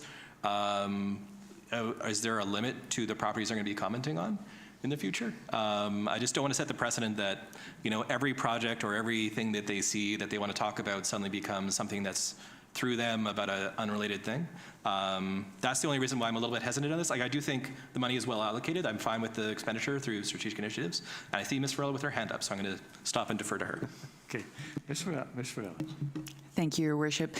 So we are working closely with the Heritage Forest Commission about roles and responsibilities. These two concerns have been lingering for a while, and so it was actually my suggestion to the Commission to make a recommendation, bring it to Council, then we can close it off. But it was discussed in the context of role responsibility, recognizing that this may not be in the lane, but we did think it would be worthwhile to start to close some of these anomalies off, and we're keeping an eye on that going forward. So thank you, Your Worship. Councillor Harrison. And just if I may, just for the Heritage Forest Commission, I'm sure they have friends in streamkeepers. There might be some overlap even. So streamkeepers is a group who we worked with in the past on waterways, and that might be more of a normal approach. I don't have a problem with them if there's a good idea. I do worry that some committees start looking too far afield. Yeah, and in this case, I think we don't support grass clippings to be dumped over any ravine or any drop-off like what I read about. So if a neighbor affects the safety or the quality of life on somebody else, then yes, I think we have a legitimate case to say we need to interfere. And I think in this case, it's inappropriate and I'm not sure if they're still doing it, dumping grass clippings over the side there, but definitely worth looking at. You know, there were things happening that we found out when we built the bridge that kind of, you know, we didn't know anything about it, but they were dumping concrete over the side of I don't know who did it, but when they were trying to put the pilings in for the bridge, they hit hard rock and I go, there's no rock here. Well, they had to get a significant excavator to pull out a truckload of concrete that had been dumped over the side. So I think sometimes it's good to be involved, and there's nothing vindictive about this. It's just that, hey, we need to consider the effects of one operation over another. If that has a negative effect on our fish, you know, the work we did on our waterfront by the roundabout. Dave Clough told me, and I think a fellow that always golfs there too, he's a famous, Peter Drummond, told me that the count of fish into the Beach Creek area had skyrocketed. So we are doing some good things. So if something happens that is perhaps not as good, then I think we can draw attention to it and change the behavior. I think that's fair. So I support this motion as amended, but on the amendment, anything else? Councillor Harrison. Yeah, so then would it be done in the staff comment, which is when we do a financial plan amendment, or would it be immediately dispersed? Mr. Hare? Your worship, with the proper approvals, yes, it would be dispersed. Thank you. On the amendment, all in favor? Opposed, if any? Carried. Motion as amended. Any further discussion? All in, Councillor, Ms. Varela. Thank you, Your Worship. I would just like to commend the members of the Heritage Forest Commission. They're being very supportive of the review that we're undergoing and redefining the roles and creating new processes. So I would like to commend each of the members for their collaboration and participation, as well as the chair, who is Councillor Skipsey. So thank you. And you and Mr. Coates for initiating this. I think it was high time that we needed to review how things are being done, so thank you for that initiative. It takes time, obviously, but I think it was worth exercise. So on the motion as amended, any further discussion? All in favor? Opposed, if any? Carried. Thank you. Councillor Skipsey. Okay, the next one is, I'll start at that, prior to council making a recommendation on trails surface materials in the Heritage Forest, that moisture monitoring take place by the Brown Property Preservation Society on the wood chip trails in the Heritage Forest during the summer month in 2025. And further, that council request the Brown Property Preservation Society provide the result of the moisture monitoring to council and staff for consideration. So I would, yeah. Seconded by Councillor Vander. Discussion. Councillor Skipsey. Yeah, I just wanted to note that there have been some suggested amendments to the management plan. And as it says in the staff comment, that both operations and the fire department recommend converting the trail surfaces. However, in the management plan currently, it states that the trails will be covered with mulch. So the Brown Property Preservation Society is volunteering to do this work, purchase a moisture monitor and go out there and monitor the moisture both on the trail and on the soils adjacent to the trail. To see what the results are, so that when it comes time to make a decision regarding the trail surfaces in the management plan, that council will have that information to consider. And also, any changes to the management plan would also require a sign-off from the Brown Property Preservation Society and the Land Conservancy. So I think having this information for everyone would be helpful in our decision-making. Thank you. You said mulch. Is that different than chips? Wood? Same? Because last Tuesday, I participated in the Fire Services Committee from the regional district, where fire chiefs from the entire area were part of it. And one thing that came up was the potential risks related to wood chip ground cover to trails and other proximity of buildings and so on. So there was a decided, it was identified as a decided risk for fire to have wood chips around trees and in parks. And what we did at the trail between the museum and Arbutus Road, it had wood chips on it, and at times it got very soggy. I know you walked there too, you get very soggy. So what we did there, we put gravel down and then sprinkled wood chips on top, so it still had that feeling of a natural, but it made it a lot nicer to walk, and it was safer, and it was less of a concern from a fire perspective. So I know sometimes it may look nicer, and it may feel nicer, but fire risk, particularly in the forest like that, and we've had fires in there.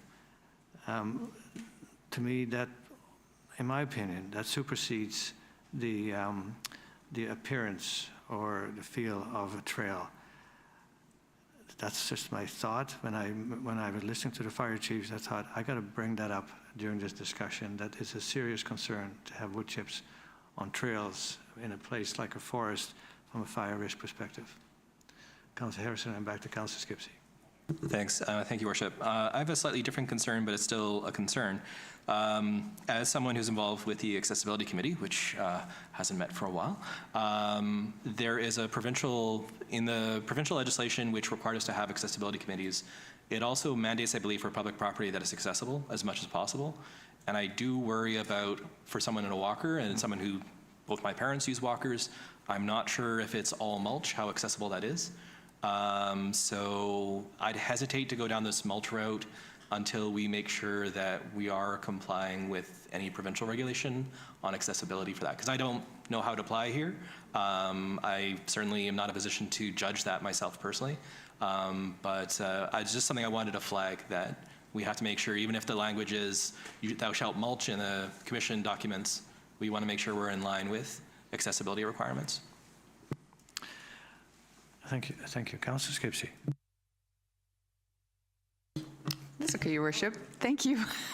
I just wanted to note that council isn't actually making the decision about the trail surface today. That will come back with the management plan that's proposed for revision.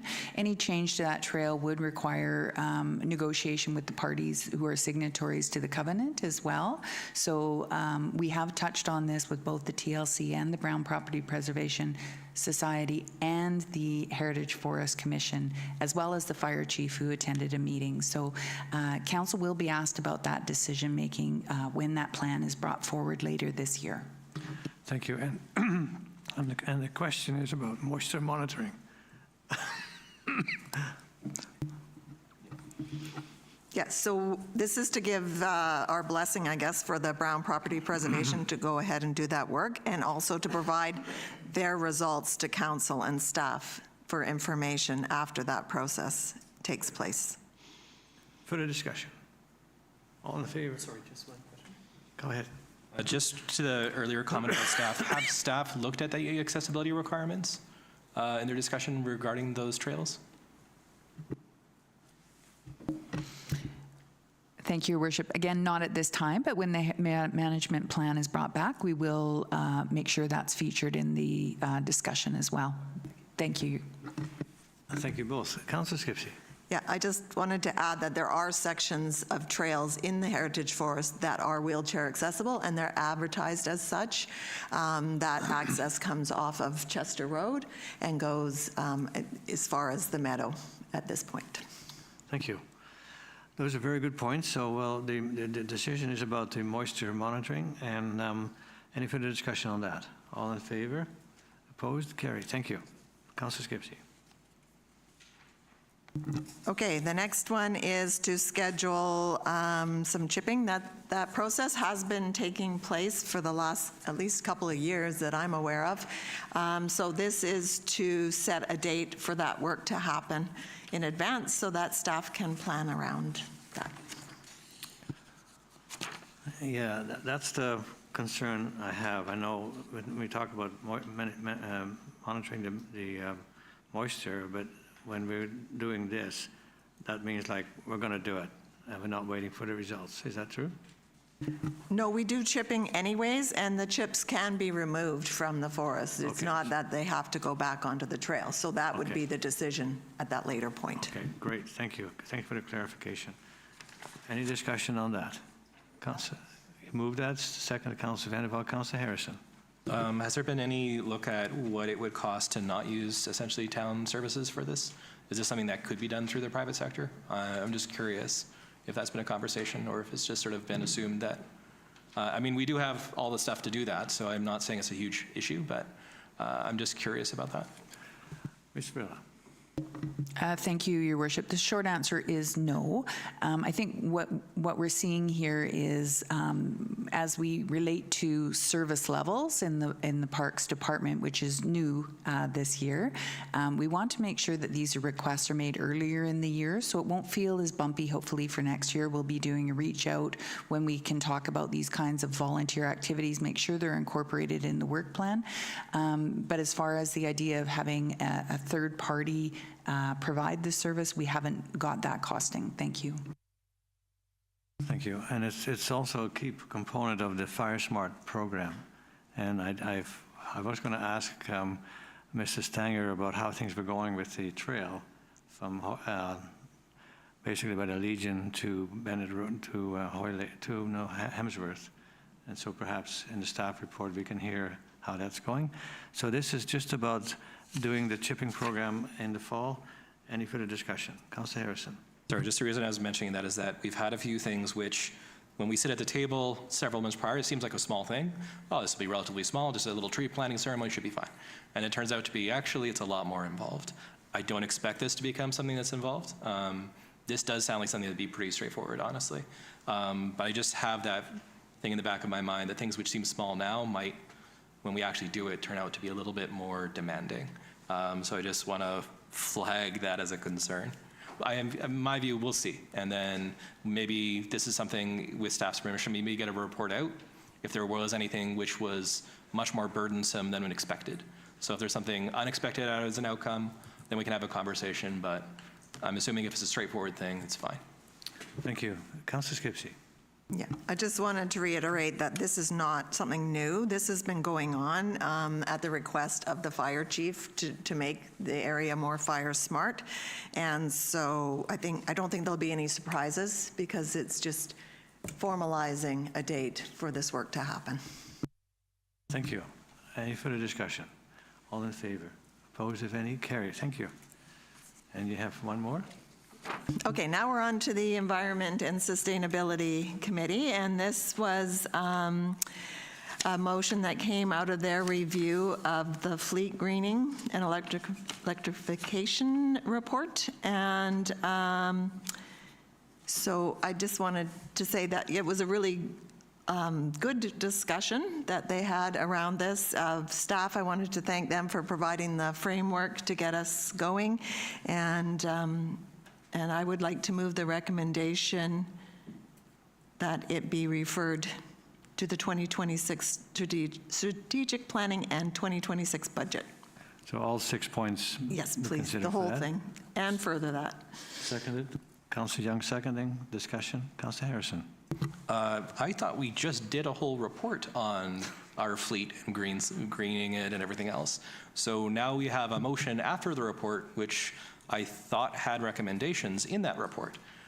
So are we now superseding the recommendations from the consultant we spent, I think it was like $35,000 on? Am I correct in that, or am I missing something here? Okay, Ms. Varela or Mr. Sales? Mr. Sales. Yes, thank you, Mayor Westbrook. Just for clarity, yes, Council did refer the recommendations in the fleet greening report to the upcoming budget process. The additional layer of discussion that's been provided by the Environment Committee is that they're requesting more ambitious action in some of these cases. So the recommendations here are slightly different. So when Council considers this in the fall, you would have their perspective to consider in conjunction with considering your fleet purchases. Thank you. So basically on the scoping sheet, we'll have these other comments that are in this report. Further discussion. Councillor Harrison. Was there any financial or budgetary information provided to the Environment Committee when they made these recommendations? Mr. Sales. Thank you. Through the chair to Councillor Harrison, no, there was not. Thank you. So the point is that this will be discussed at the strategic planning session this fall when we get the scoping sheet and we have these comments to consider. Councillor Harrison. Yeah, so I won't be supporting this because if we're going to spend tens of thousands of dollars on a consultant to get a report which gives clear recommendations to accomplish the exact same goals, to rewrite that report with a committee, for me, is duplicating work that we've already done. And I just think that that's not an effective use of our resources. And finally, too, just the last and further that is incredibly complicated. The cost of CO2, based on what metric? Who decides that? And you're going to find 50 different ways to assess that based on multiple jurisdictions. You're not going to get a clear answer, honestly. So I just think, I understand that they're very keen on this. They are the Environment Committee. Understandably, they're keen. But by not presenting budgetary information or financial information with this recommendation, by reduplicating work we've already done, and then finally having a recommendation that would have to basically, that's complicated. I just don't think this is a good idea. Thank you. And so I can kind of mark you down as doubtful when it comes up at strategic planning session. Yeah. Thank you. Any further discussion? All in favor? Opposed? Councillor Harrison opposed. Thank you. Then you have another notice of motion. I do. I have a notice of motion to refer the two tree canopy reports to the Environment and Sustainability Committee. And I know staff made the comment that they're looking for specifics. And specifically, I was looking for more input on a target or a goal that the town could be looking at, and also how that target or goal is arrived at, whether it's by neighborhood, by urban areas only, or by the entire town. So I would be looking for specific things on that. Thank you. Mr. Sales. Thank you, Mayor Westbrook. The staff comment here was just general context that the more specific that council can be in any referrals to advisory bodies, the more useful it is, and council is more likely to get input that's useful in council's decision making. So based on that comment from Councillor Skipsey, council could advance a slightly modified version of this that provides the additional clarity that Councillor Skipsey mentioned. So can we provide that clarity today, or do we need to do that at a future council meeting? We could do it at a future one, and that would give us more time. So I don't think it's urgent.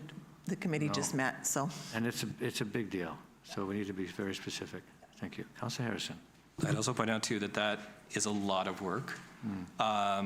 You have the City of Vancouver's tree bylaw targets 30% as their long-term goal in their current tree bylaw, including Stanley Park, which is a point of contention for some people.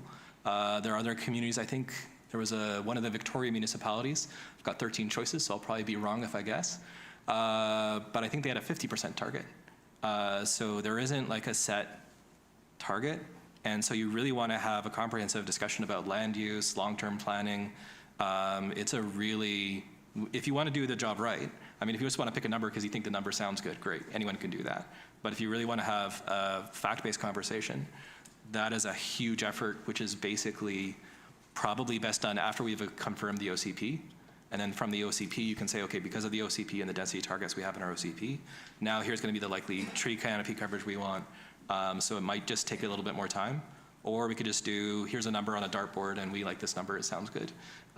So I just cautious that if we do it fast, I'm not sure it would be that productive an exercise. No, and I think you read my mind that this time we're only doing the housing component and the OCP. But typically, during a full OCP review, that kind of debate would happen about this issue that's being raised by the committee. So I would say refer this motion to a future council meeting, but I would think that it should be deferred to when we do the full OCP review. This is a big deal. And to do it and just pick a number, I agree, is probably not the most scientific or supportable. So I wouldn't support the motion as it stands, but I would support it if it was deferred to the future OCP review. Councillor Skipsey. Yeah, the idea was to get some input from the committee or as part of the tree protection bylaw review, so that the consultant would have that input from the committee as to what their thoughts were. Hopefully the consultant would be well versed in what other municipalities are doing and have their recommendations, but just for consideration through that process. Thank you. Mr. Sales, any comment about how this can be dovetailed into a future OCP review after the housing component? Thank you, Mayor Westbrook. So council has allocated a budget this year for a review of the tree protection bylaw, and the way that the current motion is worded is that the committee would be recommending ways to utilize the canopy information to inform policy reviews related to tree. So to some extent, it would be useful to have before, but I think that the notes of caution that have been expressed by council are well taken, and that tree targets are incredibly complex because you also have to determine the method that the measurement is taken, the specific areas that are being considered, whether all types of canopy are weighted equivalently. We've had some comments that, well, yes, that canopy is there, but it's smaller trees that don't have the same ecological benefits. So maybe, take the thumb off the scale for that. So it is a complex discussion. If council wants to have the environmental committees input prior to the tree protection bylaw, that is council's discretion. Personally, I wouldn't necessarily think that it's required. The consultant that would be engaged for this type of work would probably have professional expertise to bring forward as to how these targets could be utilized within the scope of the sphere, within the scope of the review that they would be undertaking. Thank you. Councillor Young. I agree with Councillor Skipsey that it should be reviewed with the Environment and Sustainability Committee because it is formed by volunteers that are retired professionals in this field. Their expertise is in all about trees and the forest. And so I have a lot of respect for that, and I don't think it needs to go to OCP review. It needs to go through this committee for their recommendations. Thank you, Councillor Young. Councillor Vander Valk. Yeah, I also agree that I think the committee should be involved and have input into this. So I think it would be a valuable asset to the whole process. I think they should be involved. So I am in favor of the motion. Thank you, Councillor Vander Valk. Councillor Harrison. I do want to point out, though, that like the long-term goal of this, I do agree with. You want in a tree bylaw to have a canopy coverage target. I think that makes a lot of sense. So you know what you're working towards or what you're trying to protect from, whether it's higher or lower, who knows, whatever the number is. But I just, again, this isn't about the benefits of trees or what sort of trees. This is about land use planning at the end of the day as a target for the community. And that's why I think we have to do the land use planning component first, and then this stems from that. And that's why I wouldn't want to rush this yet. But I do think the long-term goal, eventually, yeah, I do think this is valuable work. Thank you. Councillor Skipsey. So I'd like to move that we defer it to a future meeting, and I will. Second deferral. Yep. Thank you. Appreciate that. But I do agree with the comments that we have a solid committee, very knowledgeable, to get their input, their recommendations, suggestions when we do the review of the tree bylaw is entirely appropriate. So on behalf of council, will you thank them for their work and their thoughtfulness, and we will be taking their thoughts into account. Thank you. So a motion to defer to a future council meeting has been moved and seconded. For the discussion, all in favor? Opposed, if any? Carried. Thank you. So I am now getting to my report. So I provided my report in the agenda. I just wanted to highlight from my report that the SOS is looking for more volunteers. The figure was over 100 that they have not gotten back since the pandemic. So if anybody's thinking about volunteering, there's lots of great opportunities there. I also wanted to mention, as part of Public Works Week, there will be an open house, and everyone is welcome at the Public Works Yard on Thursday, May the 22nd from 10 a.m. to 3 p.m. And from the advertisements, this is a hand-on event, is your chance to explore the essential services that keep our town moving, meet our friendly crews, tour the facilities, and learn how everything from roads and water to parks and infrastructure is managed in town. And if you've never been to one of these, I would highly encourage you to attend. And I don't know if council usually does this, but Mark Watson has now officially served 35 years with the Qualicum Beach Fire Department, and he is now the longest serving active member of our department. And I think it would be appropriate for us to send a letter of congratulations from council, a letter of congratulations and appreciation to Mark for his commitment and service to the community over those years. Just on that one, Councillor Harrison seconding. On the letter to Mr. Mark Watson, all in favor? Opposed, if any? Carried. Thank you. And finally, as the organizer of the KSS Grad Prom Parade this year, I'd like to do a shameless plug for the parade on Saturday, June the 7th at 3:30. And we would love to see as many people as possible from the community come out and congratulate the grads on this milestone and cheer them on. So thank you. Thank you for your report. Councillor Vander Valk. Thank you.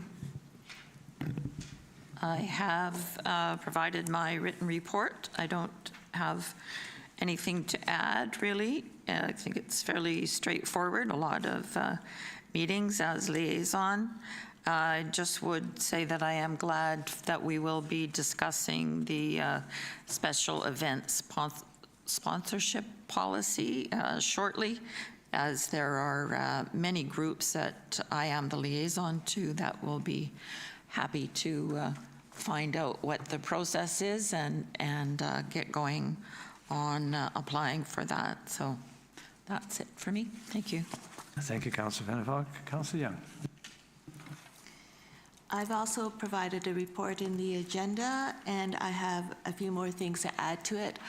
I want to give a shout out to the volunteers in our community.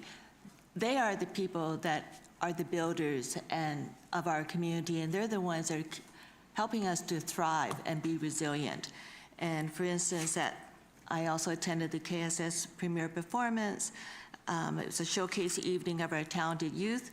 I want to say thank you to the parents, the local teachers and sponsors, and especially to Diane Callis and Ian Lindsay for their volunteer in the KSS Fine Arts Society to provide this every year to showcase our youth. Also, April 24th, the 3rd annual Berwick Spring Fashion Show with Open Collar and Arbutus Fashion. There was $7,000 raised for the Nanaimo Hospital Foundation to purchase a vital signs monitor for the Oceanside Health Center. Again, you know, that's people at Berwick volunteering their services. Is that all in your report? Nope, these are to be added. Also, at May the 5th, there was the ALCO discussion of the challenges and opportunities within the childcare sector for Oceanside. Example, staff funding is not adequate for recruitment of quality staff in a $10 a day daycare, and 75% of Oceanside childcare is excluded from this provincial government funding. And again, this is a board that's volunteers that are coming up with these needs and assessments that we need to talk to, like our provincial government, to get more funding support or provide us with better ways of operating daycares. May the 8th was a youth appreciation lunch, and also there was on May the 8th a TOSH fundraiser. It was lovely to have their presentation. It's so admirable that they worked so hard to get out of a deficit of 92%. And arts and culture in our society is really important, and I feel we need to support them to thrive and to succeed. After all, this art gallery has been in our community for 35 years. And again, their whole board are all volunteers, so a shout out to all volunteers. May the 6th and May 13th was Qualicum Beach Family Day weekly meetings, and that's finalizing the planning for this annual Family Day celebration. May the 25th is a Sunday, beginning 8:30. It's a Shriners Pancake Breakfast, then a parade at noon leading to the Civic Center with an afternoon of exhibits, stage performances, and so many activities. So save that date and everyone show up. May the 12th, Rotary meeting. Diane Moran announced award recipients of the Mindfulness in May student art exhibit. Ilana Hester did a video presentation of the variety of youth art classes at TOSH, and they also had funding support from Rotary for that. Also got to meet Lisa Hapt. She's a program director of Oceanside Family Program, and she spoke of this charity resource is in alliance with the Bradley Center that can offer tax receipts for monetary donations and other donations such as diaper, formula, hygiene products, school snacks, and non-perishable food items can be dropped off locally in Qualicum Beach at the Pink Hair Salon. Again, it's just volunteers helping other people. May the 13th, newcomers group meeting is now 350 plus in members. This is the second largest group in Canada. This month's speakers was Mid-Island Health Alliance, spearheaded by Suzanne Cunningham, Lynn Berry, and Marilyn Harvey Heinz. These are retired, very accomplished professionals, and seeing our crisis mode of need for physicians, they did months of meetings and research, identified the gaps, They have irons in the fire working with Mayor Westbrook with 2 locations with buildings for a retrofit into medical offices that would have a potential to 4, 5, or 6 doctors in each location. They're asking for a community-powered philanthropy connection, collaboration, and community resilience. Their comment is that the heart of this community foundation is the belief that we can do more together than anyone on their own to tackle all kinds of challenges from health to housing and climate impacts. We are finding ways to support local partnerships and government leadership who are making the real difference. If you have an interest or a donation, is info@midislandhealthalliance.ca, and they'll have tax receipts to you from the Nanaimo Hospital Foundation. So again, local people trying to help us get more medical doctors, and they also need all of us to collaborate and support this. May the 13th, attended the opening night of the North Island Drama Festival. And again, shout out to all the volunteers and to Mike Andrews, the president, and Leslie McVeigh, the festival coordinator, for keeping community theater alive and successful. That's it. Thank you, Councillor Young. Staff reports. Ms. Swinson. Thank you, Mayor Westbrook. So on page 105 of your agenda package, there's a staff report for a special event sponsorship policy that we would like to introduce.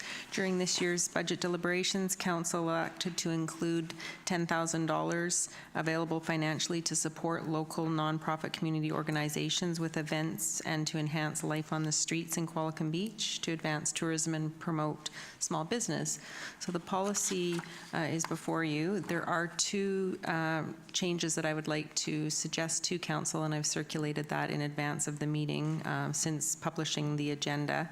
We are recommending under policy number 3 that we delete and are on a first-come, first-served basis, and that we do this similar to the subsidized rental policy that Council already has in effect, where corporate administration would shortlist the applications and present them to Council for final approval rather than being on a first-come, first-served basis. The one difference for this year, if Council moves forward with the policy, is that the intake deadline would be July 31st, and we would present the report to Council at the first meeting in September with the list of the recommendations. And then moving forward, every other year, the applications would be a deadline of March 31st, with the report being presented to Council at the April meeting, giving the societies the opportunity to use the funding in that calendar year. Thank you. And there's another one on responsibility. So you want to include that in the changes as well? Yes, that was the sentence I read out. Corporate administration will shortlist the applications and present them to Council. Right. So any questions about this policy? Councillor Skipsey.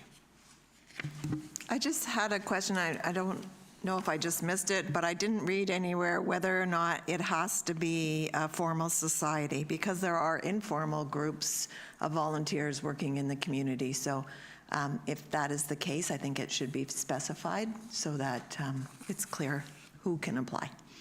Yes, Ms. Swinson. Thank you. Yes, we had intended for it to be a registered nonprofit society to apply, and then number 1 says nonprofit community-based groups, so we could strengthen that to say nonprofit society, if Council agrees. It just helps, I think, with, yeah. Okay, so I think we can amend that before we actually approve adoption or approval of this policy. So can we write that in? Yes, I can add that it be a nonprofit society in good standing. Does that make sense to Council? Councillor Harrison. So just to clarify, I thought what Councillor Skipsey said is there are some groups that are not formal societies. So if we do have that change to societies, I think her point was we don't want to exclude them, not that we do. But I think that's also a good debate. I had a subsequent question, but I just wasn't clear, forgive me, because what I understood you saying was kind of different than the direction we're going. Yeah, we need to identify that and direct staff to write that accordingly. I personally agree that it should be a nonprofit group, society, in order to collect tax dollars. Is it not, if we want to make donations to a group that's not organized, is not a registered society, that's up to us. But tax dollars, I think, should be sent to groups that qualify within this policy as a nonprofit and registered society. So that's now how it's going to be read? Ms. Svensson. Yes, that's correct. That was staff's intent, so apologies if it wasn't clear, but our intent was that it would be a nonprofit society, so we've used the word nonprofit community-based, so we'll strengthen that, and it'll say nonprofit society in good standing. Couple of the, just a side note, a couple of the groups that have in the past taken funding or access funding through the chamber that weren't nonprofits have actually gone and formed a society. So a couple of the groups, I'm not going to name them, but that have been advocating and pushing for funds will actually be able to qualify and apply because they've formed a group now. It's like the Thursday Night Market, they're a society now. The Qualicum Beach Collective's a society. This other group I'm mentioning is a society. So there are several. The ones that have been wanting the funds are societies. So I don't think it'll be an issue. Great, thank you. Councillor Harrison. And just further to Ms. Svenson's point, forming a society is not a big impediment. Getting CRA status can be very tricky. So as long as we just say society and we don't mention anything about tax status, we should be good. My question was just on the line in good standing, because I don't see it defined anywhere. Who makes the decision and what sort of defines in good standing? So if we reject someone because they're not in good standing, I think we might want to have a reason, just let the folks know in advance what not good standing would mean. So it's just in the first point, right, is the next words after community groups. Yeah, I think with size of town we have, we kind of know who's who and whether they're legit. So I wouldn't see it as an issue, but Ms. Svensson, perhaps if you want to shed some light on it. I could not use the words in good standing. They do give us a printed copy of their active society. So when we're making an application for a license of occupation, for example, for a street market, they give us their documentation showing that they are an active society. We don't do any search or we're talking nominal amounts of money. We're not going to go to the length. So I could take the in good standing out and just say non-profit society. Yeah. Okay. Okay, thank you.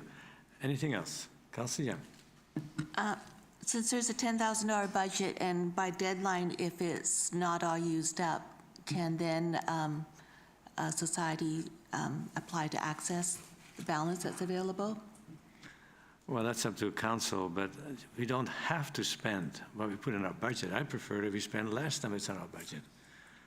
Mr. Hare. Your Worship, what is used in the current year would be carried forward to the next year in strategic planning. So you're going to have to budget for this in strategic planning in future years as well. So I would not recommend carrying forward unused budget because you will be establishing a new budget in the subsequent year. And my apologies for croaking on you as I was speaking. I had the same issue this morning. Somehow when we talk about money, we kind of get choked. We kind of get choked up. Any further discussion? All in favor? Opposed, if any? Carried. Thank you. Sorry, I didn't have a mover and seconder. Councillor Skipsey and Councillor Harrison.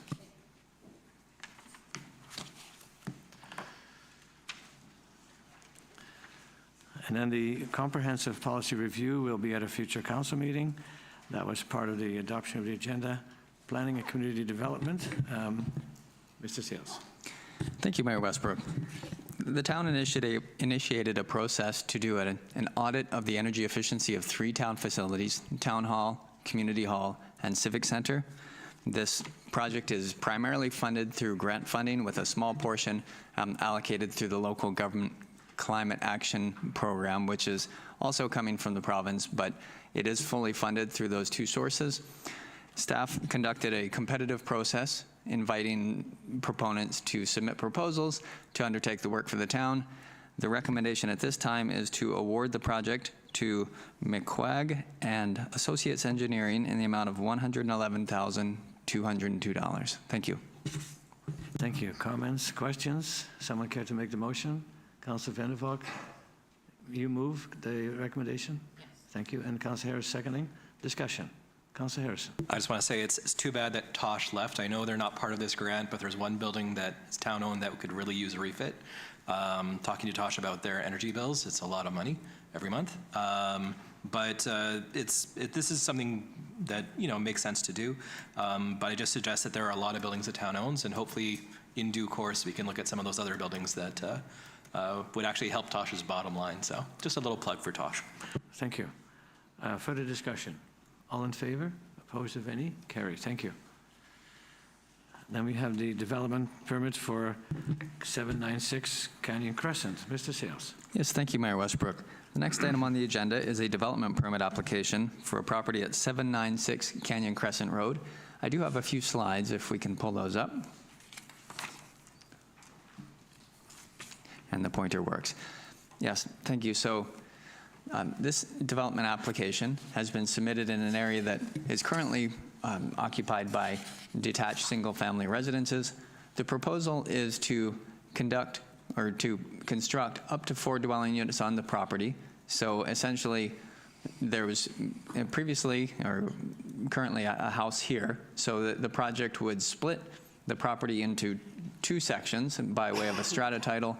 The primary dwelling would be a detached single-family dwelling on either half, and there would be a potential for a suite attached to the garage on the side fronting Canyon Crescent.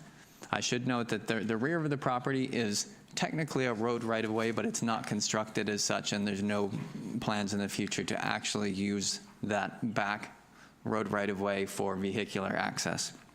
So the plans in your package do show the form and character of the property. The proposed front buildings are low-scale, single-story detached. And then the rear of the property, these 2 detached dwellings are a 2-story massing, which is shown here in the middle. Once again, you can probably see it better in the plans in your package. So this is a part of the development permit area that was identified last year through the zoning bylaw review as a result of the provincial initiative. The zoning currently permits 4 dwellings, so that is what is proposed here. The proposal is that it would be a maximum of 2 strata titles, which is also consistent with the existing zoning. One important point to note is that the dwelling units up in the front that are attached to the garage, they are noted as optional because the intention is to work with the buyer and future owner of these 2 houses to determine whether or not they want to construct it at the time. So the future owner would have a few options. One would be to build the space but not finish it as a dwelling unit. They could build the space and finish it as a dwelling unit, or they could simply construct the garage in the front and not the attached suite. But given that this is a form and character review, Council would be authorizing the potential for that area should the future owner choose to do so. There is an alternative in the package that would refer this to the Advisory Planning Commission for comment on compliance with the development permit area guidelines, which are also included in your package. Staff have conducted a review, and there aren't any areas that surface as potentially non-compliant with the guidelines. It is, in the opinions of staff, in compliance. And so staff's recommendation is to authorize the issuance of the development permit at this meeting today. However, the alternative is there for Council to refer it to the APC. Thank you. Thank you, Mr. Sales. Councillor Harrison. Move the staff recommendation. Second. Councillor Skipsey seconding. Discussion. Councillor Harrison. And just for some of the folks, they might not understand when we see we're changing the variances here. Each individual variance on each side is in compliance with the current zoning. Is that correct, Mr. Sales? Yes, through the chair to Councillor Harrison, thank you for the question.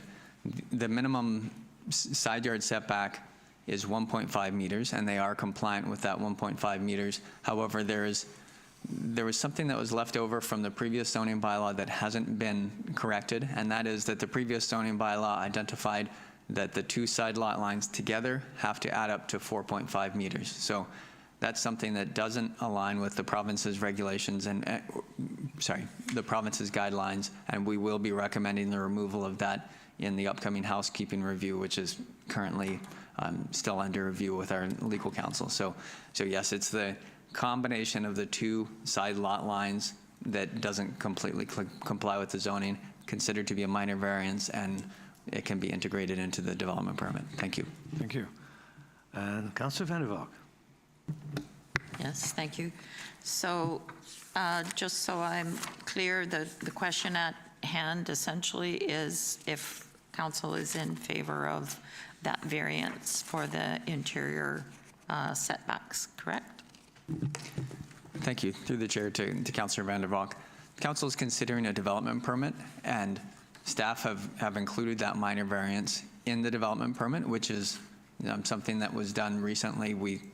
Council considered a development permit application for a property on First Avenue, the little fourplex, and that also included the same minor variance, recognizing the circumstances and context. So the consideration for council today is what to do with this development permit application. And there are a few options. One, council could refuse it, council could approve it, or council could refer it to the Advisory Planning Commission.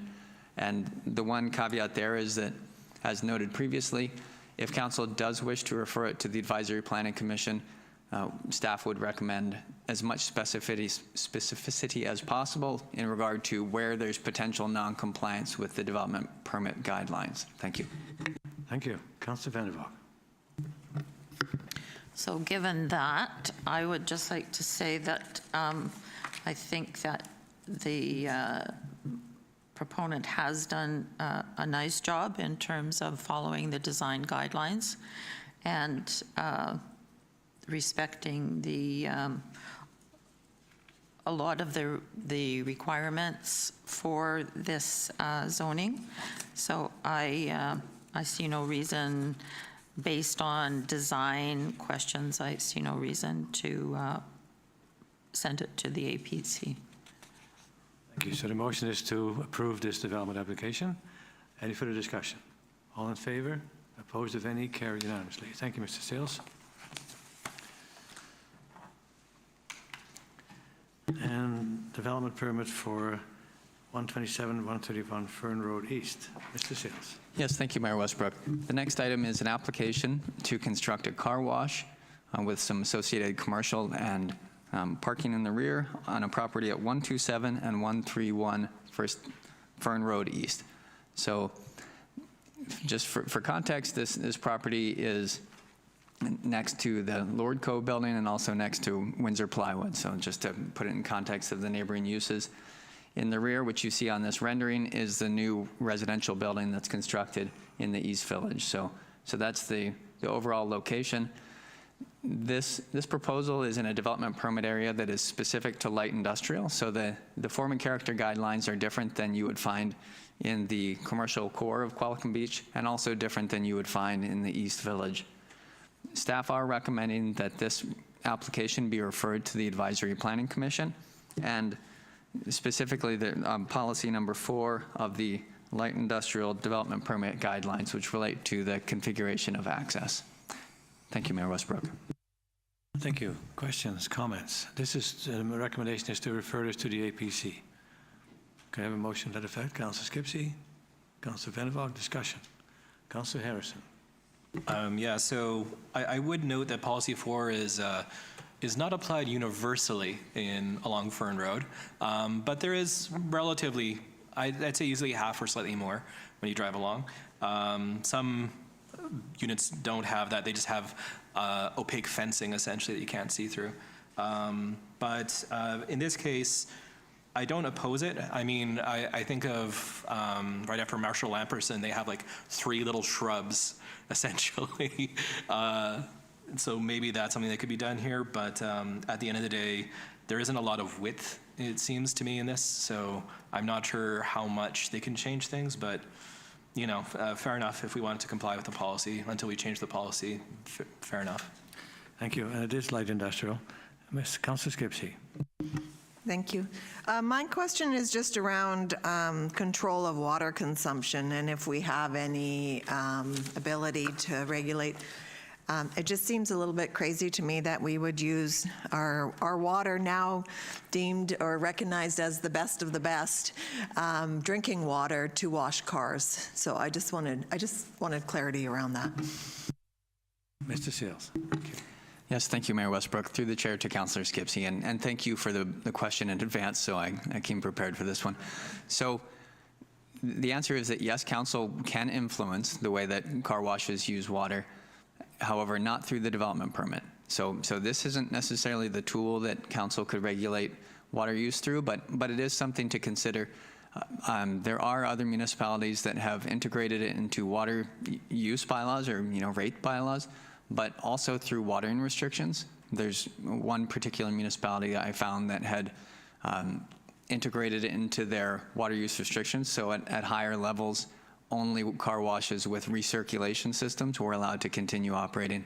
Also, interesting point is that car washes with recirculation systems, so they collect it and then filter and reuse, actually use a small percentage of the water that a resident would use washing their car in their driveway. So the actual water use when they recirculate is quite low. Thank you. That's very good information. I appreciate the question and the answer. So with that, sorry, Mr. Benson, was it moved and seconded to go to the APC? We have a move and seconded for that? Okay. Further discussion. All in favor? Opposed, if any? Carried. Thank you. And then development variance permit for 119 Fern Road East. Mr. Sales. Thank you, Mayor Westbrook. This development variance permit application is right next door to the previous, different topic. They've applied to vary the maximum size of the sign here. Staff do recommend proceeding with the variance. It has been considered several times in the past, and as you see on the rendering, the proposed sign is quite in keeping with the scale of the building. Thank you. So this is for approval. Councillor Harrison, Councillor Vander, discussion. Councillor Harrison. The only thing I just want to point out is in the second paragraph of the background, this goes back to 2019. Yeah, I understand that originally the sign was quite large. I do remember that coming across our desk. But I would hope that we don't have too many small businesses taking 6 years to get a sign approved as we move forward. And it's not all on staff too, I should say. It's probably the proponent having some time with back and forth, but yeah. Thank you for that addition comment, because it's not always up to us. Councillor, Ms. Varela. I do think it's important to caution that those were multiple applications. So the last application came before council and was dealt with in a timely fashion. So don't let the data in the report scare you. The last variance council did approve was dealt with in a timely fashion. So thank you for that. Okay, further discussion. All in favor? Opposed, if any? Carried. Thank you. And then operations. Mr. Watson. Thank you, Your Worship. The existing fuel system in the Public Works yard has reached the end of its useful life and requires replacement. The proposed system that we're looking to move forward with has increased capacity for emergency backup needs, and it's movable in case we end up relocating our yard in the future.